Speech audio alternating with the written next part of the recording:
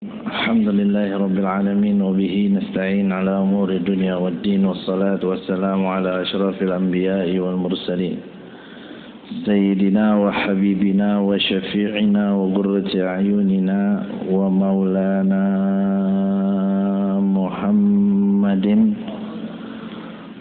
وعلى آله وصحبه وجنوده وأنصاره وتابعين وتابع التابعين ومن تبعهم بإحسان إلى يوم الدين. أما بعد سبحانك لا علم لنا إلا ما علمتنا إنك أنت العليم الحكيم. فرب اشرح لي صدري ويسر لي أمري واحلل عقدة من لساني يفقه قولي.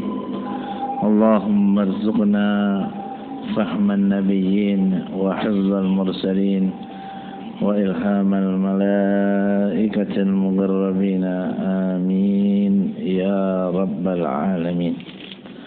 Masyarul hadirin jamaah yang dimuliakan Allah, alhamdulillah dengan nikmat taufik hidayah Allah Subhanahu wa taala hadir kita dalam majelis ini yang mudah-mudahan Allah memberikan limpahan barakah dan rahmatnya pada kita semua, dan semoga kita diberikan panjang umur, sehat walafiat, dan Allah karuniakan pada kita ilmu-ilmu yang bermanfaat. Amin ya rabbal alamin.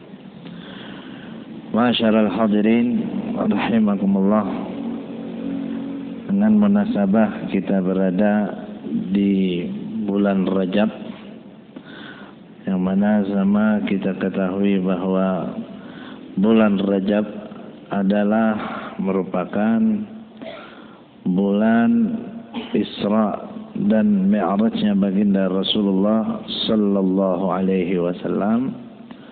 Maka pada kesempatan ini di tiga taklim kita malam Sabtu kita akan membahas tentang kisah Isra dan Mi'rajnya baginda Rasul sallallahu alaihi wasallam, yang mudah-mudahan menambah keimanan kita kepada Allah Subhanahu wa taala dan menambah kecintaan kita kepada baginda Nabi besar Muhammad sallallahu alaihi wasallam. Sebagaimana sangat kita ketahui bahwasanya mukjizat Isra dan Mi'rajnya Rasulullah sallallahu alaihi wasallam adalah merupakan mukjizat yang Allah berikan kepada beliau, yang tidak mukjizat ini diberikan Allah kepada nabi dan rasul yang lainnya. Hampir semua mukjizat nabi, mukjizat rasul itu Allah berikan kepada Nabi Muhammad sallallahu alaihi wasallam, bahkan lebih. Tapi banyak dari mukjizat yang Allah berikan kepada Nabi Muhammad sallallahu alaihi wasallam yang tidak diberikan oleh para nabi dan rasul yang lainnya. Di antaranya adalah mukjizat Isra dan Mi'raj. Dan dalam mukjizat Isra dan Mi'raj banyak sekali ilmu, hikmah yang bisa kita ambil, yang kita petik, karena itu merupakan satu peristiwa yang sangat besar yang dialami oleh baginda Nabi besar Muhammad sallallahu alaihi wasallam, yang begitu banyak para ulama-ulama kita salafan wa khalafan dulu sampai sekarang memberikan perhatian khusus tentang perjalanan Isra dan Mi'rajnya Rasulullah sallallahu alaihi wasallam, karena begitu banyak kandungan hikmah dan ilmu di dalamnya. Dan juga dalam kisah Isra dan Mi'raj ini banyak sekali hal-hal yang penting yang untuk kita fahami dengan baik, tidak dengan kita memahaminya dengan faham yang salah, sehingga kita keluar daripada faham akidah Ahlus Sunnah wal Jamaah. Ya, karena banyak juga yang terjadi dalam kisah Isra dan Mi'rajnya Rasulullah sallallahu alaihi wasallam, yaitu yang mengandung masalah-masalah khilafiyah, perbedaan pendapat di antara ulama, bahkan banyak pendapat-pendapat yang di luar daripada pendapat mu'tamad daripada akidah Ahlus Sunnah wal Jamaah. Ya, seperti dalam akidah Ahlus Sunnah wal Jamaah contohnya di peristiwa Isra, khususnya di Mi'rajnya Nabi Muhammad sallallahu alaihi wasallam, kita di situ mengimani, meyakini bahwa baginda Rasulullah sallallahu alaihi wasallam dalam Mi'rajnya Allah izinkan untuk berjumpa dan melihat, bertemu dengan Allah Subhanahu wa taala. Tapi di luar daripada akidah kita, mereka mengingkari hal ini.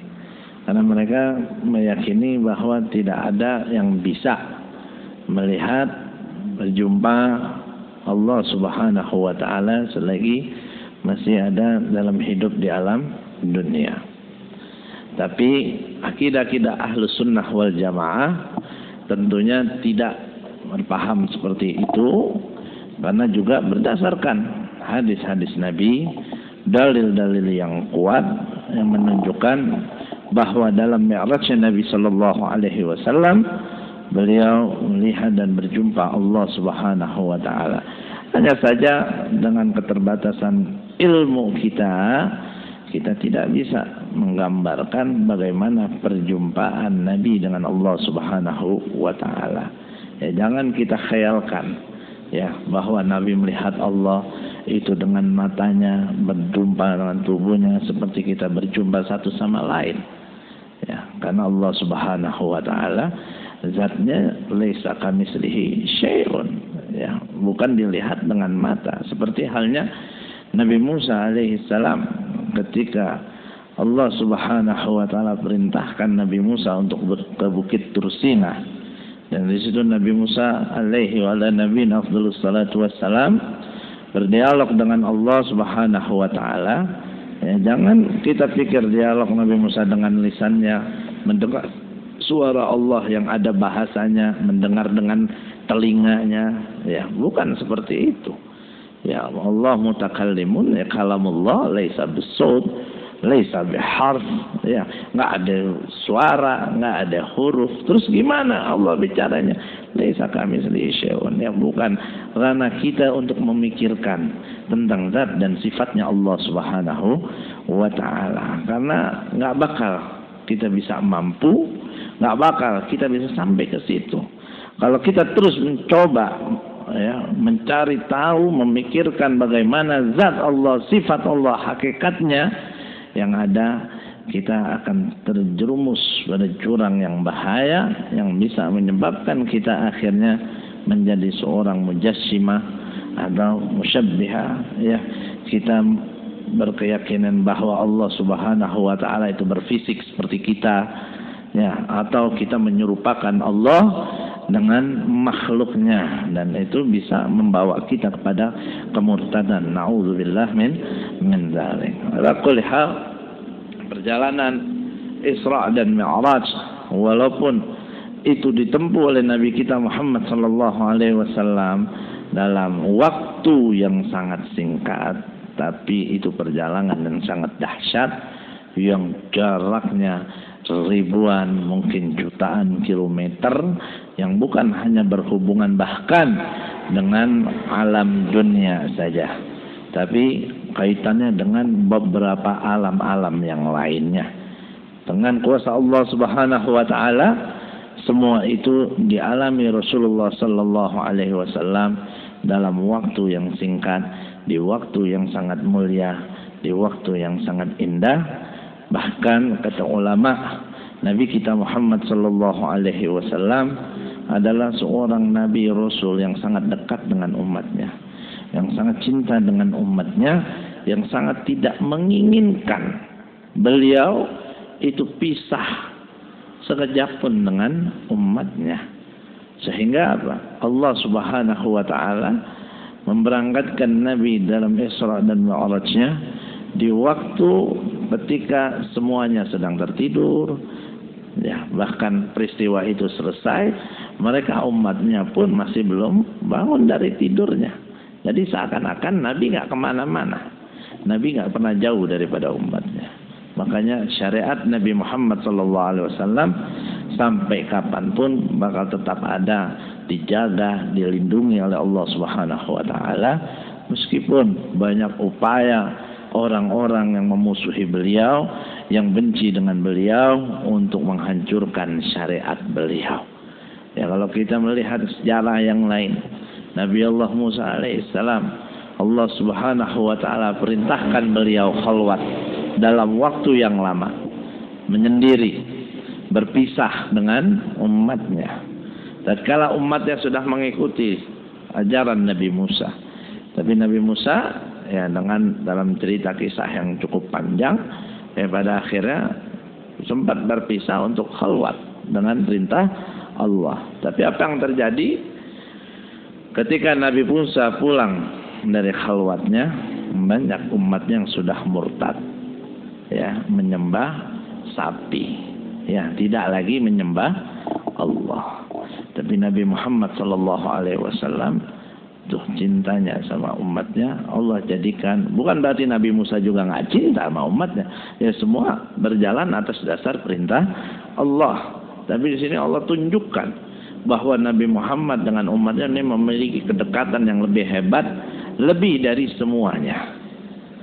Ya, sampai perjalanan yang begitu hebat, yang begitu dahsyat, Allah jadikan itu semua hanya sekejap. Allah jadikan itu semuanya sangat singkat. Bahkan di waktu malam saat umatnya sedang tertidur. Ya, bukan di siang hari sehingga umatnya tahu kalau Nabi itu lagi pergi, lagi mi'raj, enggak. Jadi sahabat-sahabat Nabi itu enggak pernah merasa ditinggal jauh oleh Rasulullah sallallahu alaihi wasallam. Itulah dahsyatnya Nabi kita Muhammad sallallahu alaihi wasallam.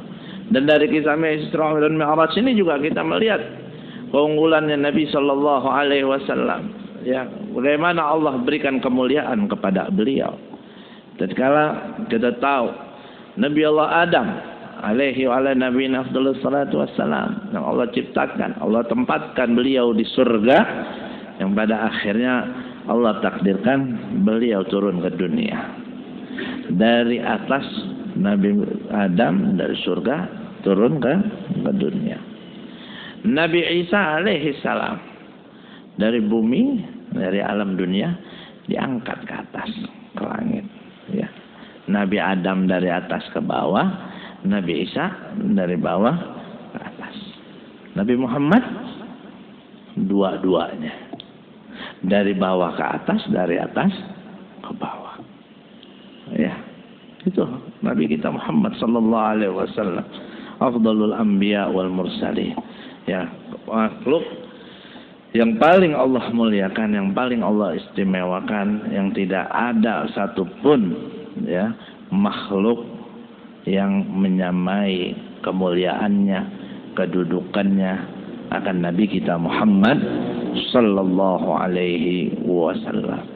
Jadi sangat penting bagi kita umat Nabi Muhammad sallallahu alaihi wasallam untuk betul-betul mempelajari, memahami ya mukjizat-mukjizat Nabi, ya, yang diantara terutama adalah mukjizatul Isra dan Mi'raj, ya, dan sudah menjadi tradisi kebiasaan kita umat Islam di Indonesia ini. Kalau udah masuk bulan Rajab, mereka merayakan ya atau memperingati ya peristiwa Isra dan Mi'rajnya Rasulullah sallallahu alaihi wasallam. Ya, kalau dulu ya mungkin di zaman ayah atau di zaman kakek kita, peristiwa Isra Mi'raj itu dibaca satu kitab tentang sejarah Isra Mi'rajnya Nabi dari awal sampai akhir. Ya, tapi sekarang yang seperti itu ada nggak?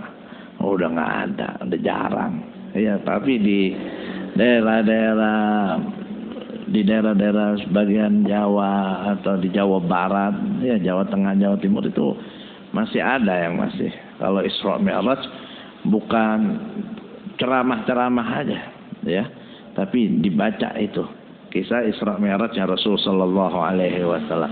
Kalau bulan Maulid kita baca Maulid, ya kalau Isra Mi'raj itu dulu ya baca kitab tentang Isra Mi'raj Rasul Sallallahu Alaihi Wasallam, ya dengan kitab yang memang udah disusun, ya dengan lengkap ayat Qur'annya, hadis-hadisnya tentang Isra Mi'raj Rasul Sallallahu Alaihi Wasallam.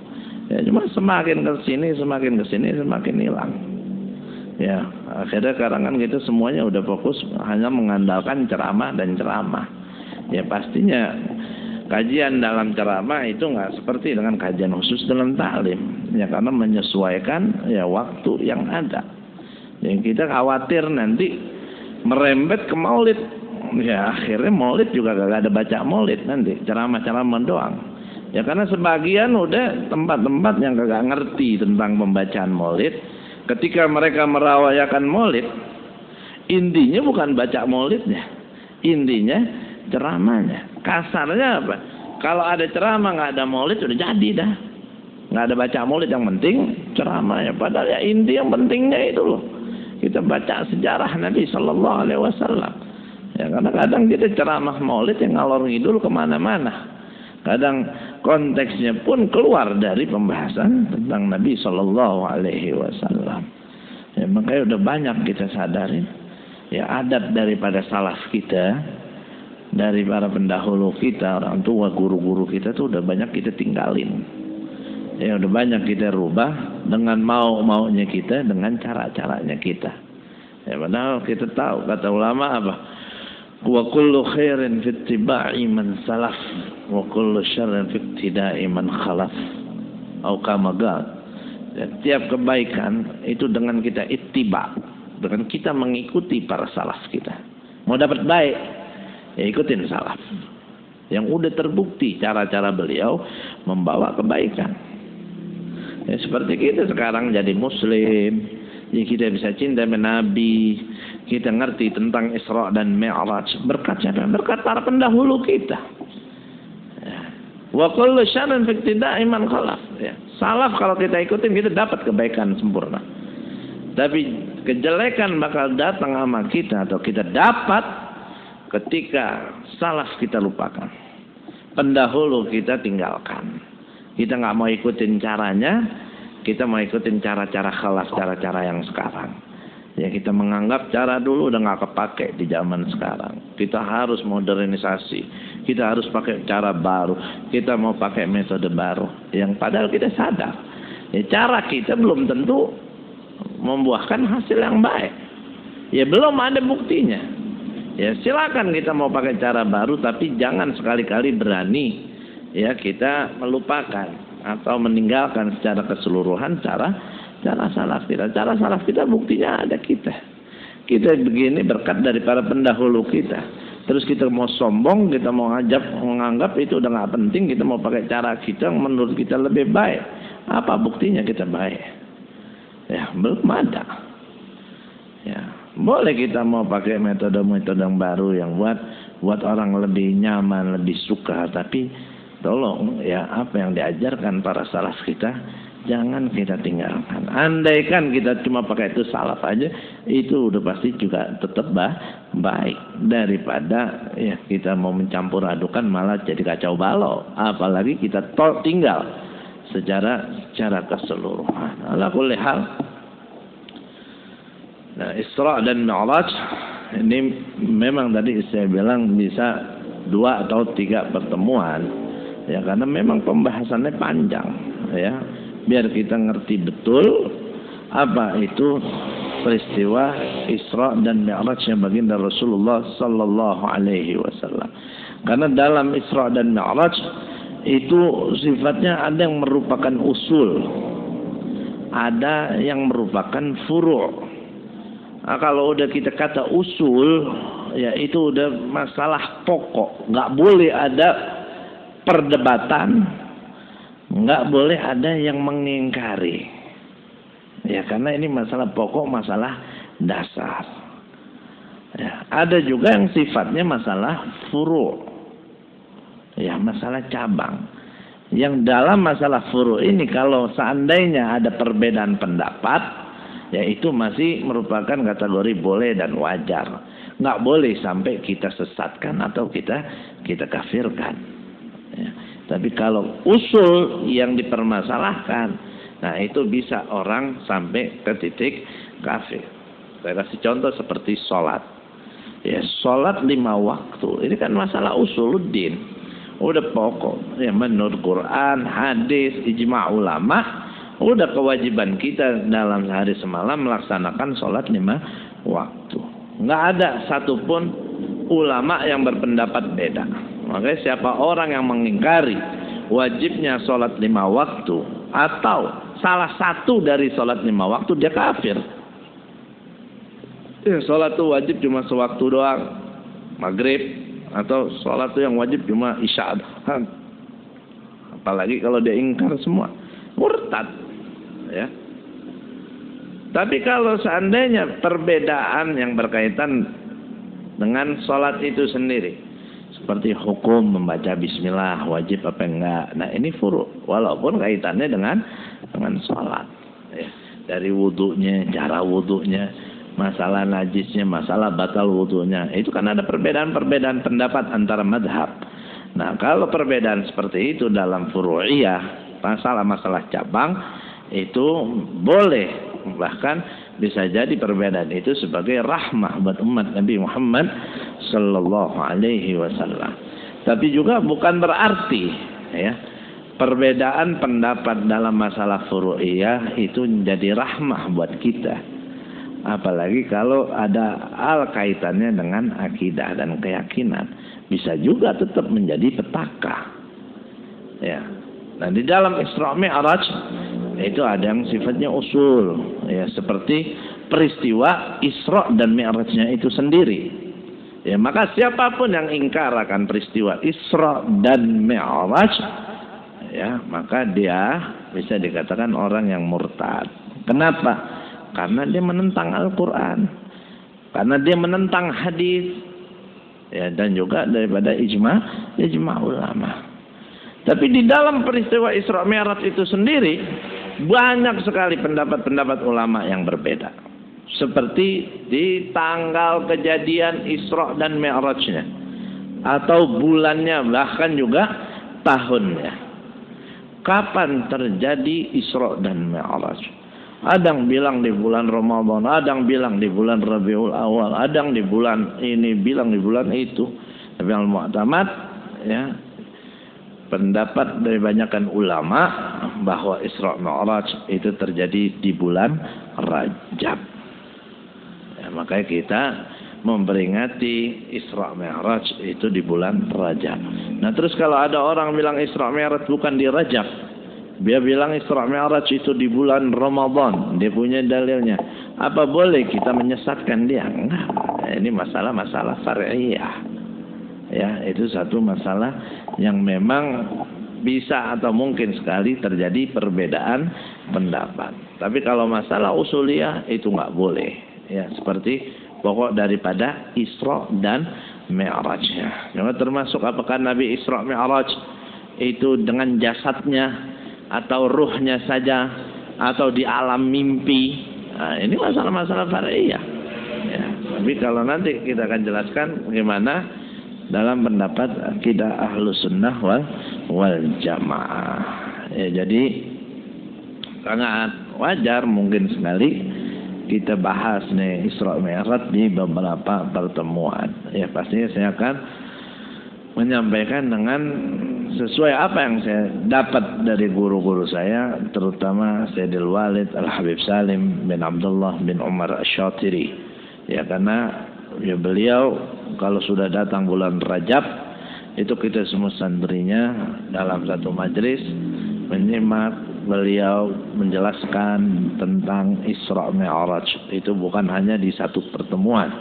Bahkan beliau menjelaskannya dengan gamblang, panjang lebar, yang kalau kita mau cari sendiri, mutola'ah sendiri, nggak cukup satu kitab tuh kita dapetin semua. Ya, Itu sekarang nih kalau lagi baca kitab ini, oh ini yang kemarin dijelasin Habib Salim. Kita baca kitab yang lain, oh ini juga nih yang kemarin dijelasin Habib Salim. Ya dari beberapa kitab, ya beliau rangkum, beliau berikan untuk kepada murid-muridnya. Makanya Masya Allah Habib Salim Syatiri ya nggak ragu, tidak salah kalau beliau dijuluki sebagai Sultanul Ilmi wal Ulama, ya rajanya ilmu bahkan rajanya ulama, ya karena memang keilmuan yang begitu dahsyat yang Allah karuniakan kepada beliau. Nah sekarang kita awali dengan waktu terjadi peristiwa Isra dan Mi'raj. Namun sebelumnya ya kita pahamin dulu arti daripada Isra dan Mi'raj. Isra dan Mi'raj itu merupakan dua mukjizat, namun menjadi satu kesatuan. Ya, jadi ada mukjizat Isra dan mukjizat Mi'raj. Kenapa menjadi satu kesatuan? Karena terjadinya di dalam satu waktu yang sama. Bukan Isra di bulan ini, Mi'rajnya di bulan depannya. Bukan Isra-nya di hari ini, Mi'rajnya di esok harinya. Enggak. Ya, tapi Isra Mi'raj itu dua mukjizat yang merupakan satu kesatuan. Dua tapi satu. Ya. Arti daripada Isra itu adalah menurut bahasa artinya al-masyu lailan. Ya, apa al-masyu lailan? Jalan di malam hari. Dari nama mukjizat ini dengan nama Isra, kita udah bisa paham, udah tahu bahwa Isra ini terjadinya di malam hari. Ya, bukan di pagi atau di siang hari. Sara yasri itu kita pergi atau jalan di malam hari. Sara itu ilal masjid. Nah, godan sa'asri ilal majlis umpamanya. Saya besok bakal berangkat ke majlis. Ya. Kalau ditanya pagi apa siang, tuh ketahuan tuh orangnya kagak ngerti bahasa Arab. Ya, kalau udah ngomongnya sa'asri pasti ya malam. Ya. Itu menurut bahasa artinya masyu lailan. Tapi yang dimaksud dalam mukjizat Isra yaitu adalah perjalanan Nabi sallallahu alaihi wasallam di malam hari dari Masjidil Haram ke Masjidil Aqsa. Nah, ini episode Isra. Jadi episode Isra itu dimulai dari Masjidil Haram sampai Masjidil Aqsa. Itu mukjizat Isra. Sedangkan Mi'raj, ya, Mi'raj itu secara bahasa ya artinya tangga. Ya, tangga. Tapi yang dimaksud dengan Mi'raj dalam mukjizat ini yaitu naiknya Nabi kita sallallahu alaihi wasallam yang bermula dari Masjidil Aqsa sampai ke Sidratul Muntaha, sampai ke Arasy, bahkan sampai ke tempat di situ hanya Nabi kita Muhammad sallallahu alaihi wasallam yang mencapainya. Tidak ada satu makhluk pun, bahkan malaikat pun bisa sampai ke tempat itu. Ya, tempat ila haitsu sya'allah. Jadi bukan hanya sekedar Sidratul Muntaha. Ya, Sidratul Muntaha itu masih naik lagi Nabi. Makanya total Mi'rajnya Nabi, naiknya Nabi itu sampai ke 10 tingkatan. Ya, Mi'raj satu, Mi'rajnya sekali. Tapi Mi'raj itu ke 10 tingkatan. Ya, Mi'raj pertama sampai ke 7 kan itu dari langit pertama, langit ke 7. Ya kan, kemudian sampai ke Sidratul Muntaha. Kemudian sampai ke tempat Nabi di situ mendengar Sarif al-Aqlam, Muntaha. ya sariful aqlam, dan mana Nabi Shallallahu Alaihi Wasallam itu mendengar ya suara geritan pena mencatat takdir. Kemudian dari situ sampai ke aras, dari aras sampai ila haitsu Allah. Ya, bukan sampai ke aras lagi, tapi ila haitsu Allah. Tempat Allah hendaki di situ Nabi kita Muhammad Sallallahu Alaihi Wasallam. Habib Salim, Mi'raj Nabi Sallallahu Alaihi Wasallam Allah jadikan sampai 10 Mi'raj seperti itu sudah menjadi isyarat. Isyarat dari untuk apa? Isyarat bahwa Nabi Sallallahu Alaihi Wasallam akan pulang ke rahmatullah di tahun 10 hijrahnya. Ya, Nabi kan tahun 10 hijriah. Ya. Tuh. Jadi Mi'raj, mukjizat Mi'raj apa? Mukjizat naiknya Nabi dari Masjidil Aqsa sampai ila haitsu Allah. Tempat Allah yang hendaki di situ Nabi kita Sallallahu Alaihi Wasallam. Dan jangan kita bayangkan di tempat itu adalah tempatnya Allah, hati. Ya, Nabi yang Allah selalu bawa ke situ. Nabi yang Allah taruh di situ. Bukan berarti di tempat itu adalah tempatnya Allah. Nah, makanya kan tadi kalau saya bilang di Isra Mi'raj ini banyak syubhat-syubhat yang nggak boleh kita salah dalam memahaminya. Ya, di aras kita nyatakan Allah aja di aras itu kagak boleh. Innallaha 'alal 'arsy istawa. Ahli sunnah wal jamaah nggak bilang Allah adanya di aras. Ya, tapi kita punya tawil dalam mana ayat tersebut. Ya. Kalau seandainya kita katakan Allah itu memiliki satu tempat tertentu, ya berarti Allah sama makhluknya yang membutuhkan tempat. Akhirnya timbul banyak pertanyaan. Nah, sebelum tempat itu diciptain di mana Allah? Akhirnya muter-muter. Ya. Dan kalau kita bilang sampai di atas di situ Allah tempatnya Allah, berarti kalau sekarang kita di bawah kita jauh dong dengan Allah. Apalagi Nabi Yunus waktu itu, ya sampai ditelan paus, dibawa ke dasar laut, berarti pernah jadi manusia yang paling jauh dari Allah. Tapi kan nggak demikian. Ya. Kalau kuliah nanti insyaallah lebih jelasnya tentang Mi'raj Nabi kita bahas saat kita membahas tentang Mi'raj. Ya, nanti juga di situ kita bahas Nabi Mi'raj itu dengan buruknya atau tidak.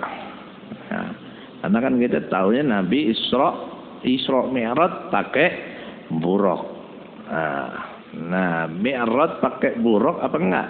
Apa cuma Isra-nya doang? Ya. Dan nanti juga kita bahas ketika Nabi Isra Mi'raj itu menggunakan kedua sendal atau tidak. Pakai sendal nggak Nabi? Ya, makanya kalau kita pikir, lihat ilmunya ulama, perhatiannya ulama dengan Nabi Muhammad SAW. Sampai titik pakai sendal apa enggak itu dibahas. Kita boro-boro kepikiran sampai ke situ, gimana mau bahas, pikiran aja kagak. Tapi kalau kita melihat peristiwa Nabi Musa di Bukit Tursina, di bumi, apa perintah Allah? Ikhla na'laika innaka bil wadil muqaddasi tuwa. Lepas kedua sendalmu. Itu mau Allah tuh. Nabi Musa di bumi. Ya, Nabi Musa di bumi. Tapi Allah perintahin untuk melepas dua sendal. Dan ini Nabi Mi'raj nih. Bukan cuma di bumi lagi. Pakai sendal apa kagak. Nah, nanti insya Allah di pembahasan Mi'rajnya kita akan bahas apa. Di situ pendapat ulama dan dalil-dalilnya. Insya Allah. Jadi itu makna Isra dan makna Mi'raj.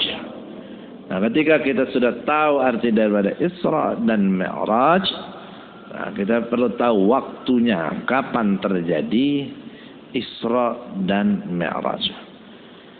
Al-Mu'tamad, ya, dalam akidah kita Ahlus Sunnah wal Jamaah, banyak ulama mengatakan dengan dalil-dalilnya, ya, dari Nabi sallallahu alaihi wasallam bahwa Isra Mi'raj itu terjadi di bulan mulia ini, yaitu bulan Rajab, dan tepatnya tanggal 27 hari Senin di waktu malam menjelang subuh.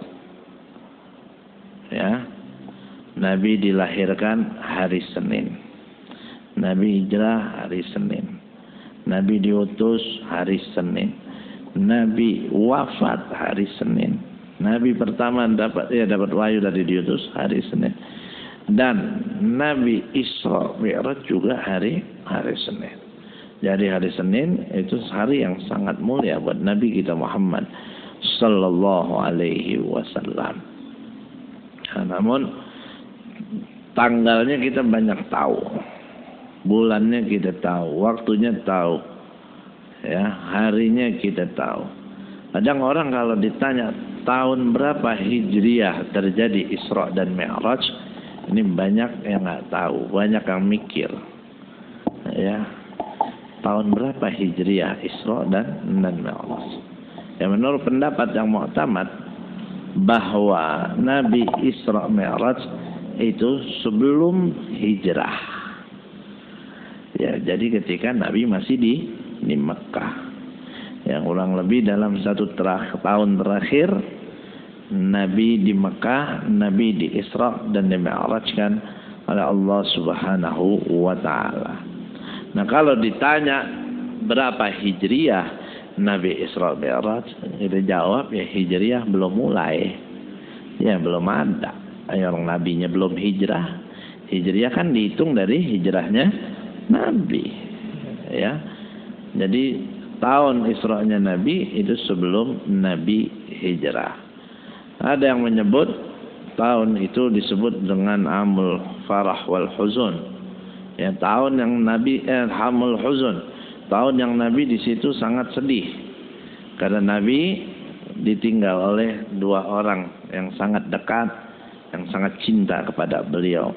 Pertama, istrinya tercinta Sayyidatuna Khadijatul Kubra. Yang kedua, pamannya, yaitu Abu Talib.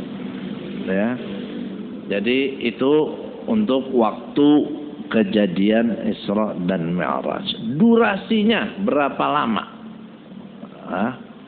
Durasinya berapa lama? Ya, Habib Salim Syatiri beliau menjelaskan durasi Isra dan Mi'raj itu hanya kurang lebih dalam waktu sulus sa'ah. Sulus atau rubu' sa'ah. Sepertiga atau seperempat jam doang. Ya, cuma 15 atau 20 menit. Ya, artinya sangat sebentar. Ya. Perjalanan yang begitu jauh, tapi hanya waktu singkat ditempuh oleh Nabi Sallallahu Alaihi Wasallam. Bahkan kalau kita merujuk dari apa yang ada dalam kitab Maulid Diba, di situ Syekh Abdurrahman Ad-Daibai menjelaskan perjalanan Isra Mi'raj Nabi itu durasinya dengan durasi yang sangat singkat. Allah di situ dikatakan apa? Summa arudduhu minal arsh qabla ayabrudal farsh wa qadnala jami'al ma'arib, yaitu pasal sebelum salatullahi malahat kawakib kalau nggak salah ya. Summa arudduhu minal arsh qabla ayabrudal farsh Tsumma arudduhu minal arsy, kemudian aku kembalikan dia dari arsy. Ya, Allah bilang Nabi dibalikin dari arsy. Kemana dibalikinnya? Ya ke Mekah, tempat di mana Nabi berangkat.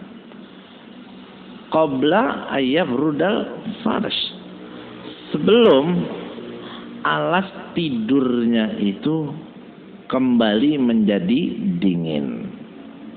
Maksudnya apa?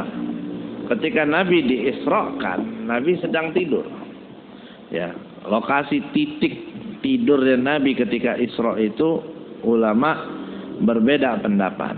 Tapi di antara pendapat yang kuat, Nabi diisrakan itu ketika Nabi tidur di Masjidil Haram di bagian Hijr Ismail. Ya, Hijr Ismail itu kan yang ada setengah lingkaran di sebelah Ka'bah. Di situ Nabi kalau nggak salah sedang tidur dengan Sayyidina Ja'far dan Sayyidina Hamzah atau Sayyidina Abbas, ya, pamannya.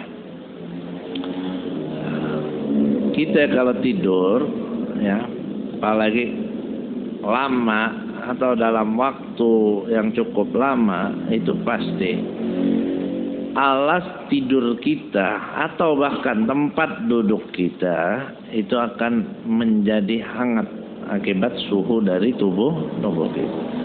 Kayak kita nih habis duduk majelis, ya coba pegang, pas diri kita pegang alas kita hangat, ya nggak usah pakai sejam, ya kan? Nah hangatnya ini hilangnya kan kagak lama.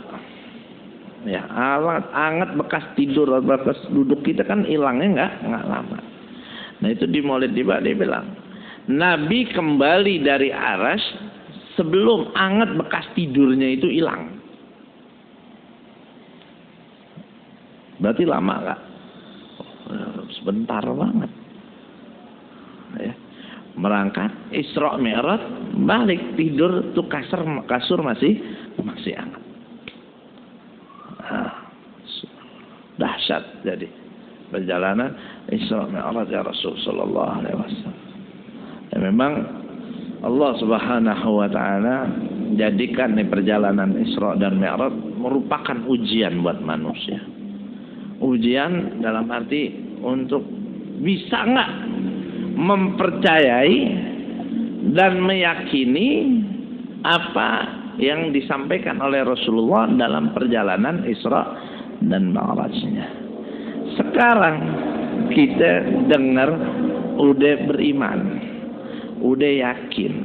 Ana ngejelasin enak depan orang-orang Islam. Ya, udah sam'an wa ta'atan semuanya. Tapi dulu Nabi sallallahu alaihi wasallam beliau sendiri yang mengalami, beliau sendiri yang menceritakan, beliau sendiri juga mengalami orang-orang mendustainya. Ya, kata Allah, wa ja'alna ru'yal ladzi arainaka illa fitnatan linnas. Ya, langsung kami jadikan apa? Ru'ya apa yang telah kau lihat dari apa yang kau perlihatkan kepada kau, melainkan dia adalah merupakan fitnah, ujian buat umat manusia.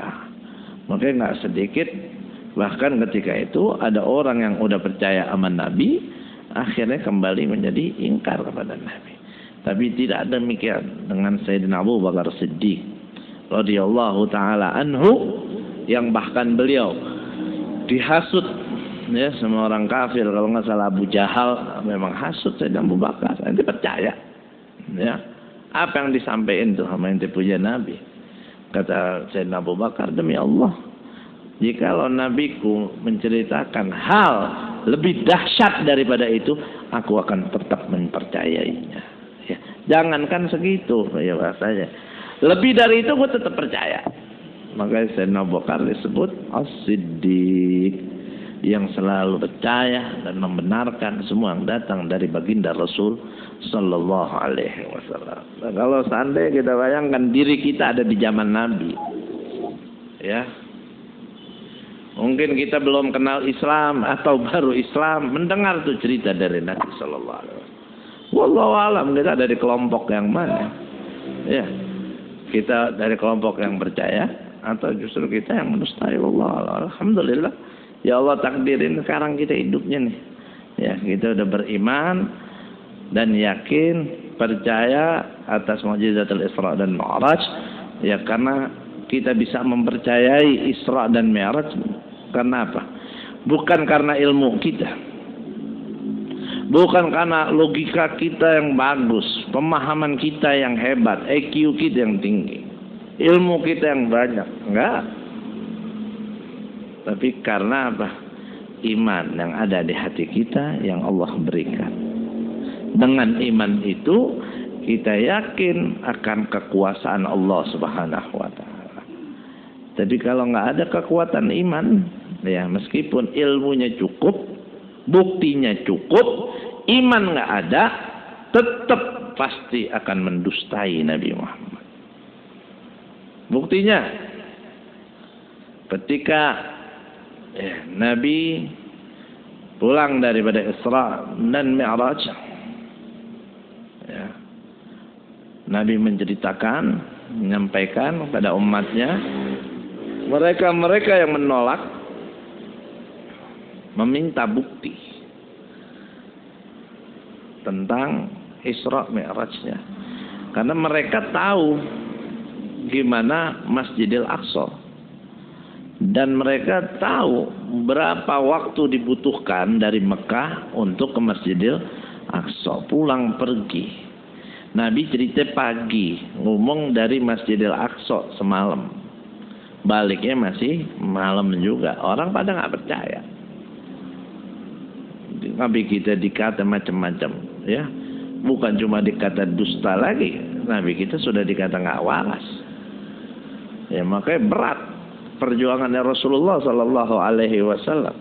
Makanya kalau sekarang kita melihat perjuangan para pewaris Nabi, mau dari cucunya ataupun yang bukan cucunya, yang merupakan ulama, yang Nabi katakan warasatul anbiya, mendapatkan tantangan, halangan, rintangan, didustai, difitnah, dihina, itu merupakan satu sunnatullah, hal yang wajar. Karena kita melihat nabinya pun seperti itu. Ya, dan ulama pasti udah tahu resikonya dalam berdakwah. Ya, makanya kalau kita ngelihat Habibana Rizik, ya, dalam dakwahnya banyak banget orang yang benci beliau. Ya, banyak banget orang yang anti beliau. Ya, banyak banget orang yang dustain beliau, memfitnah beliau, mengkriminalisasi beliau. Ya, bukan beliau nggak tahu resiko itu, beliau udah yakin resiko. Tapi karena, ya, tujuan beliau dalam berdakwah bukan mencari harta, bukan mencari pangkat, bukan mencari kedudukan, tapi hanya mencari ridho Allah. Karena ingin membuat bangga bahagia Rasulullah, itu semua nggak dianggap sama beliau. Makanya beliau kuat karena keikhlasan dan ketulusannya. Kalau kita terus terang nggak berani kayak Iblis, takut kita. Ini lagi ngaji gini, datangin Satpol PP juga bubar gitu. Covid bubar ya, Pak Haji bubar ya. Modal kita kagak berani gitu mah.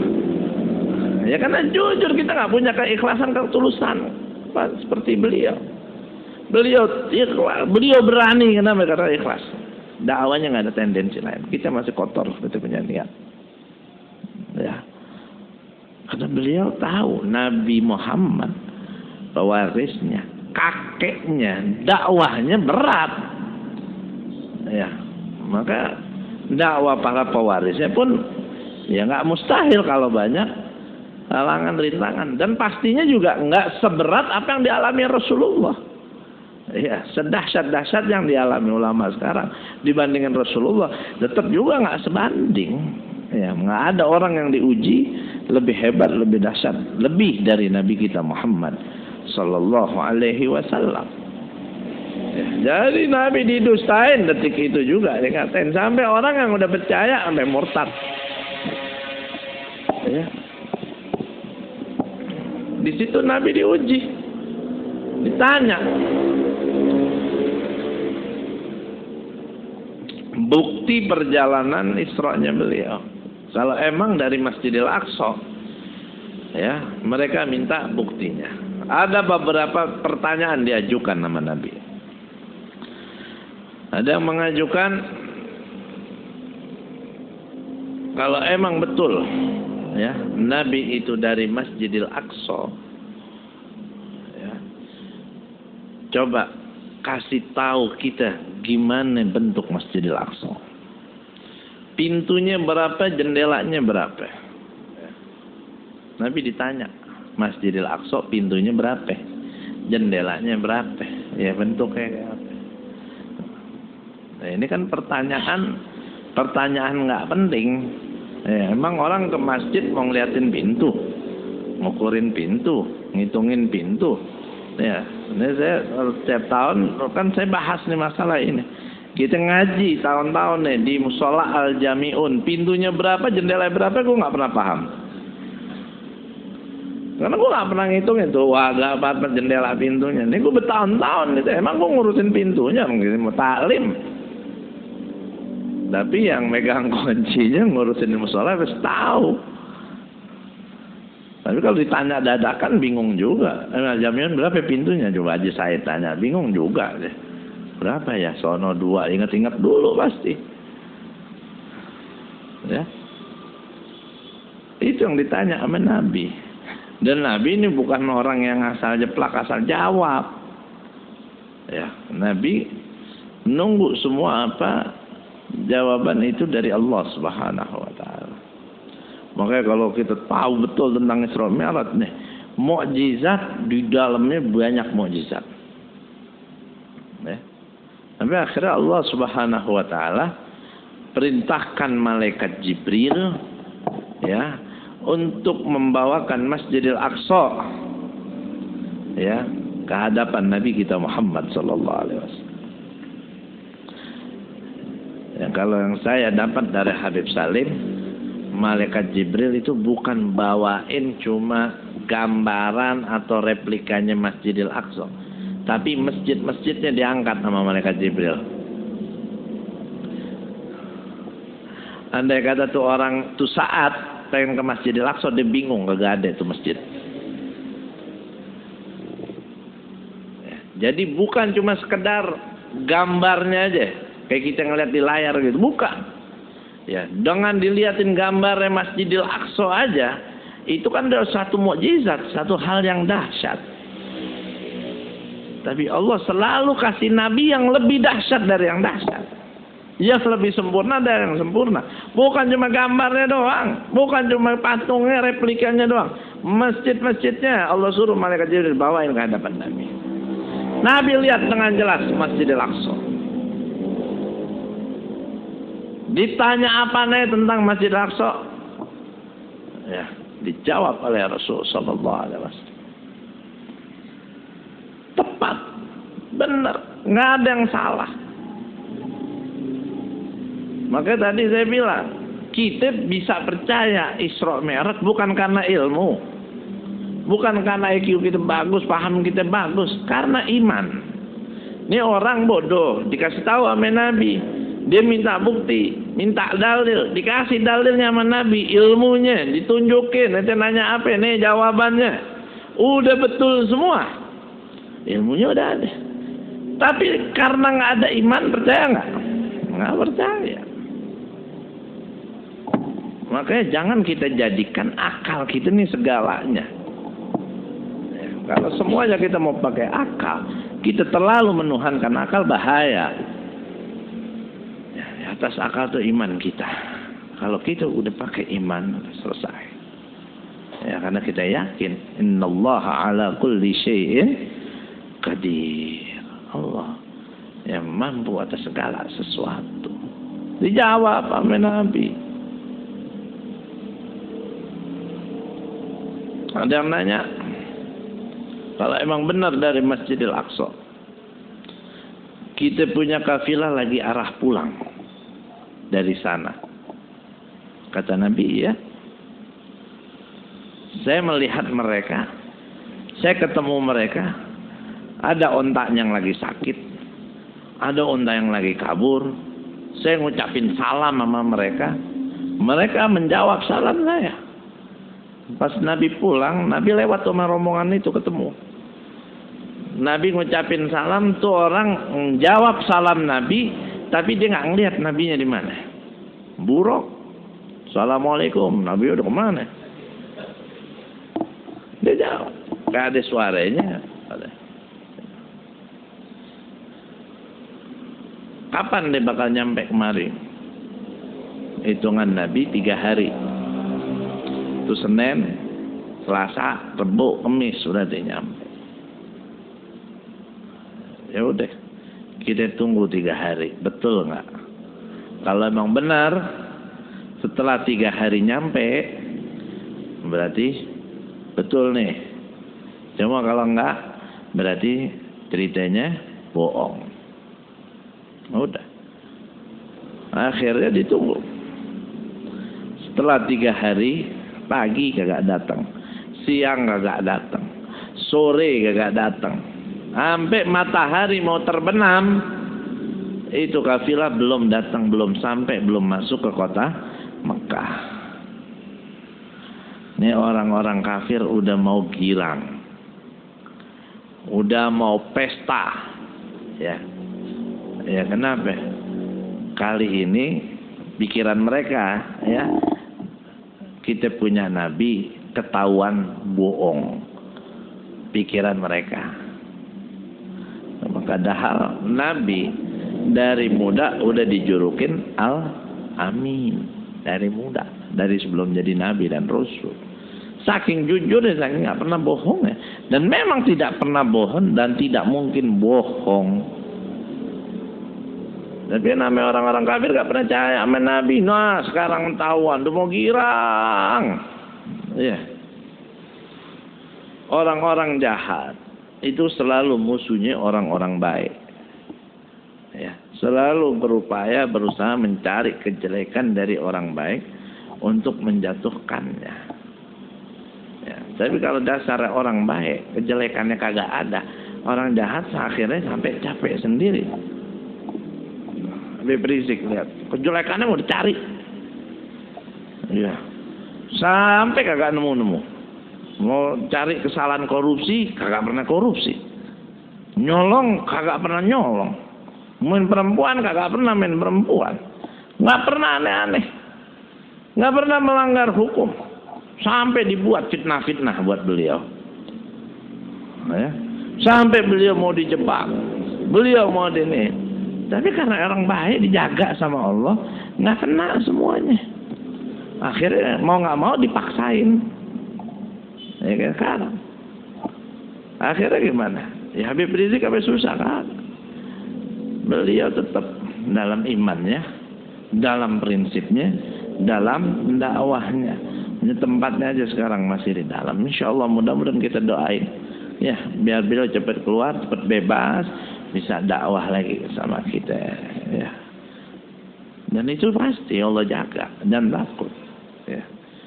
Ikhtiarnya tetap kita jalanin, syariatnya kita jalanin. Tapi hakul yakin, ya, beliau pasti dijaga dan dimenangkan oleh Allah Subhanahu Wa Taala.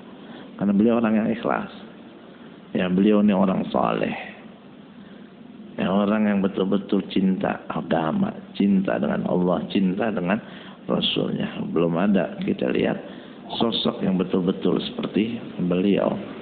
Mungkin kita nggak tahu, ya, memang kita tahu yang Allah tunjukin depan mata kita zaman kita siapa?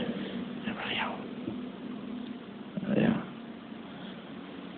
Maka dicari-cari, diungkit-ungkit kesalahan, dan nggak dapat. Dulu kakeknya begitu, dicari-cari kesalahannya. Ketika katanya mau salah padahal benar, ya, harapannya Nabi salah, ya, mereka udah mau girang, mau pesta aja, udah mau diviralin kalau sekarang itu, ya gak? Mau matahari terbenam, nah karena kalau udah matahari terbenam, hitungannya udah ganti hari. Datang hitungannya hari Kamis, matahari terbenam masuk maghrib Jumat, berarti salah kita punya Nabi. Matahari mau terbenam, ini kafilah masih belum masuk Mekah. Udah dikit lagi, cuma belum masuk. Akhirnya apa? Allah Subhanahu Wa Taala berikan satu mukjizat besar pada Nabi di sini. Allah perintah malaikatnya untuk tahan itu matahari, nggak boleh terbenam dulu. Matahari nggak boleh terbenam. Baca Nabi kita Muhammad SAW.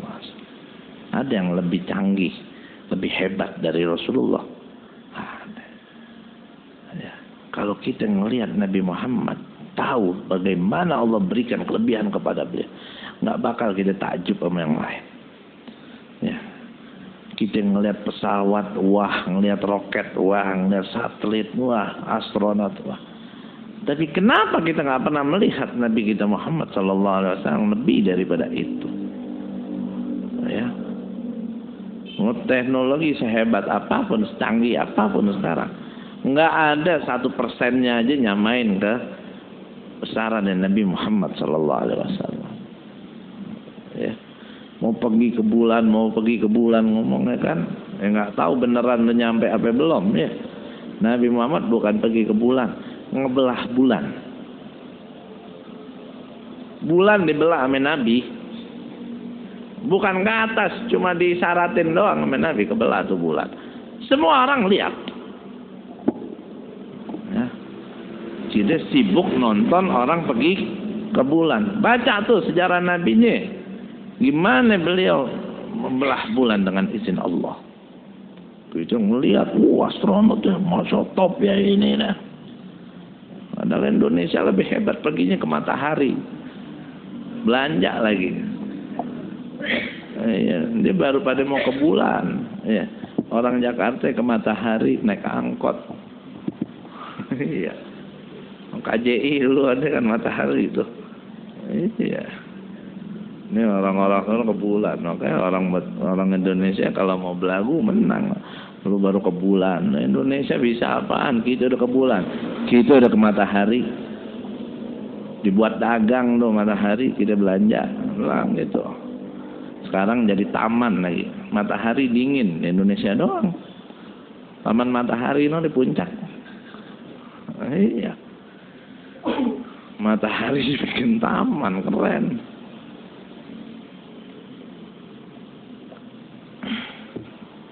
Allah nggak izinin tuh matahari terbenam.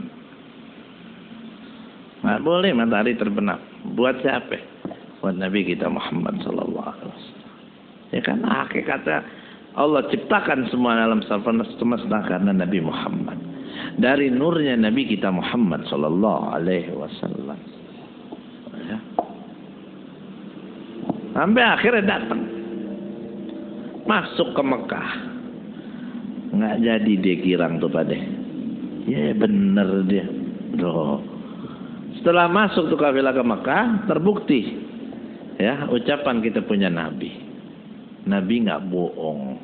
Dia minta kapan tuh rombongan datang, Nabi kasih tahu dan tepat dengan waktu. Dia masuk nggak lama matahari terbenam.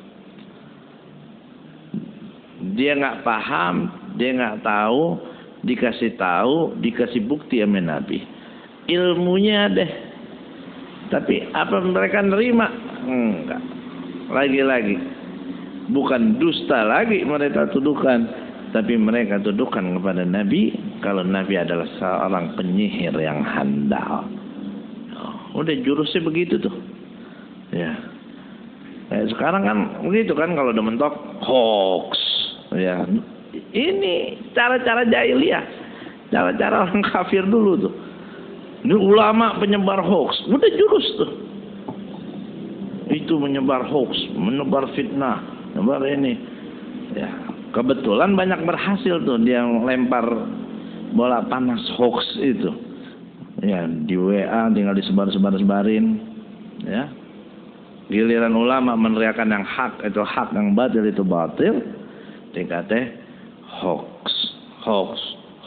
Lama-lama diteriakin hoax. Ya nggak sedikit orang akhirnya kemakan. Ya. Bahkan akhirnya yang hoax jadi benar. Yang benar